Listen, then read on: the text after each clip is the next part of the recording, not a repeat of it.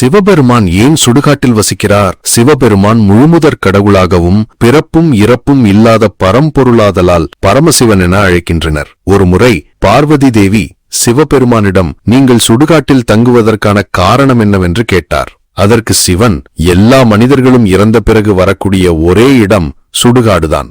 தான் உயிருடன் இருக்கும்போது கடவுளிடம் வந்து எனக்கு இதை கொடு அதை கொடு என்றுதான் வேண்டுகிறார்கள். அவர்கள் இறந்த பிறகு அவர்களை நினைத்து உறவினர்கள் சிறிது காலமே கவலைப்படுவார்கள். பிறகு அந்த நபரின் சொத்துக்களை தேடி போக ஆரம்பித்து விடுவார்கள். அப்போதுதான் அந்த ஆன்மா வாழ்நாள் முழுவதும் செல்வத்தை நோக்கி ஓடி வீணடித்து விட்டோம், மோட்சத்துக்கான புண்ணிய பலனை சேர்த்து வைக்காமலேயே விட்டுவிட்டோம் என்று கலங்கி தனியாக நிற்கும். ஆனால் நான் அந்த ஆன்மாவை தனியாக விடமாட்டேன். மயான பூமியிலே அந்த ஆன்மாவிற்கு துணையாக இருப்பேன். நீ தனியாக இல்லை என்று ஆறுதல் தருவதற்காகவும் அந்த ஆன்மாவிற்கு முக்தி தருவதற்காகவும் தான் நான் ருத்ர பூமியில் இருக்கிறேன்.